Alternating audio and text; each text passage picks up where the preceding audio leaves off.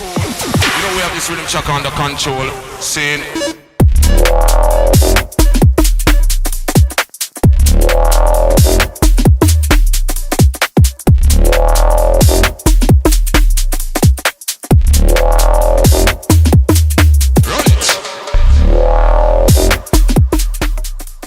So while learning double barrel, I recommend starting off with 2 single cards and only adding more cards as your fingers get used to all the weird grips and positions.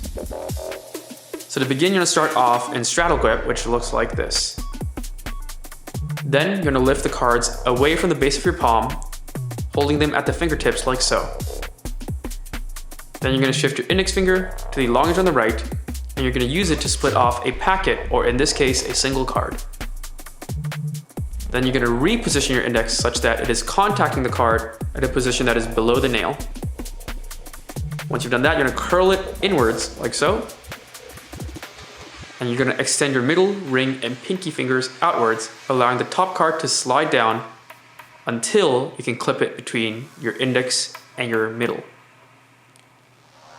Once you're here, you're going to reposition your pinky, placing it below your index over here. And you want this to be as close to the center as possible. And your ring finger is curled behind this card on the right.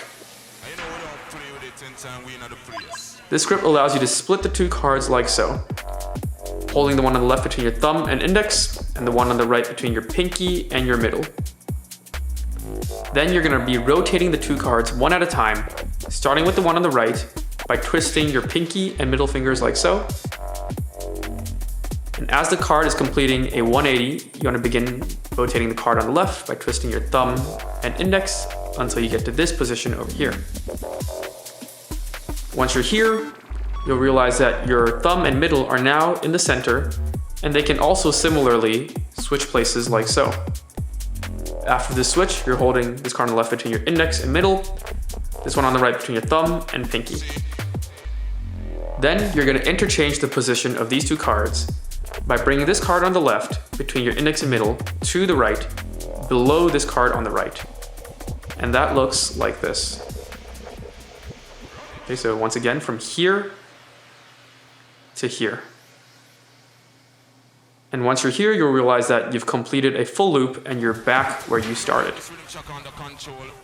And you can continue to do this loop as many times as you wish. So to close the move, you want to do at least 1 full repetition of the move and get back to this point here, where you can let go of your pinky and allow both cards to contact the index finger. And note that you want the contact point of this card on the left on the index finger to be below the contact point of the card on the right. And that's because this card on the left will be going under it in a bit. So before that, you want to reposition your pinky and ring finger on the bottom edge here and the long edge on the right over here. Once you've done that, you want to curl your index finger slightly, and what's going to happen is you're going to extend it straight and outwards, but beneath this card on the right. So while you do so, both cards will effectively, for a brief moment, be in free fall. And while that's happening, you want to use your left thumb to push this card on the left towards the right and square both cards together like so. Right, so they should fall in this grip over here. So once again, contact both cards on the index finger, shift your pinky and ring finger, curl your index slightly, let go of it, and push the card on the left to the right with your thumb as both cards are in free fall, catching it in this position here. So here are a couple tips to help you while both practicing and performing the move. The first one is that while you're performing the move, it is very important that both cards look like they're turning a full 180 degrees. And the way to do that is to be twisting your wrist as you're spinning them. Because if you don't, the cards can quite naturally end up in this position here. Whereas if you twisted your wrist, you can bring them back to their original plane. And this achieves the effect of isolating the 2 cards too, while they're spinning. You'll also notice that in the second part of this move, where the 2 cards switch places, that it is quite natural for your wrist to turn counterclockwise again, to maintain this line here.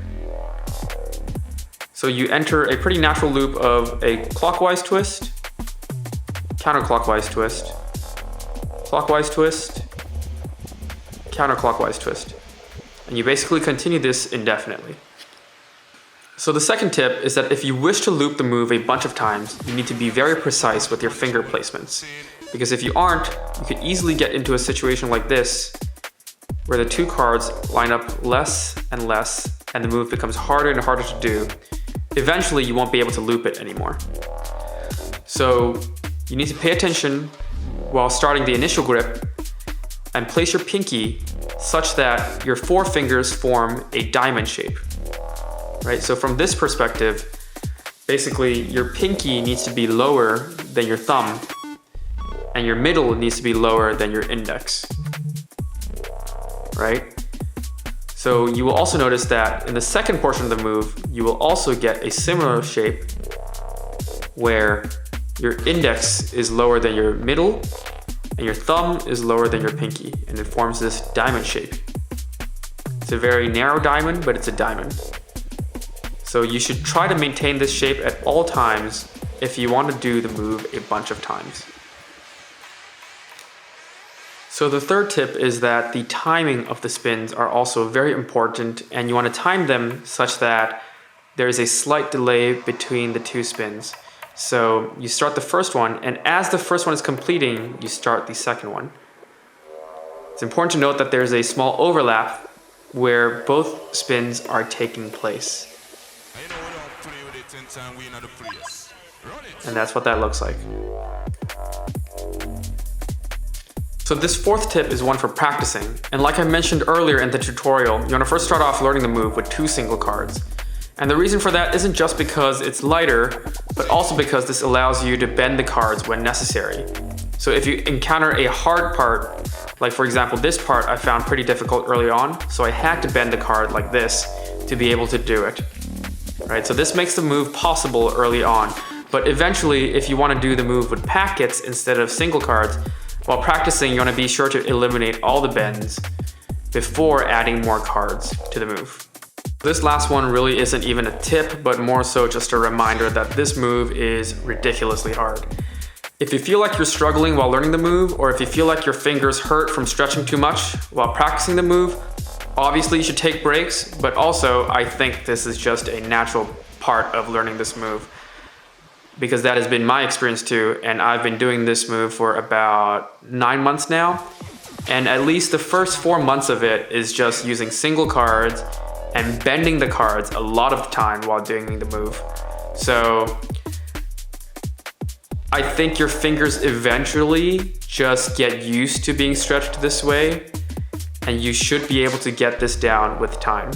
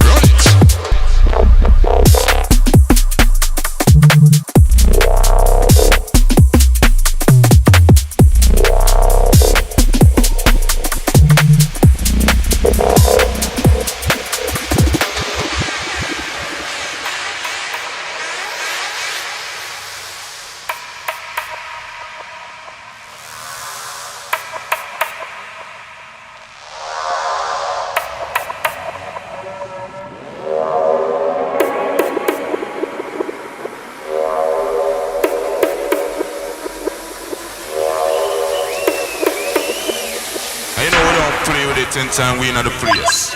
Run it!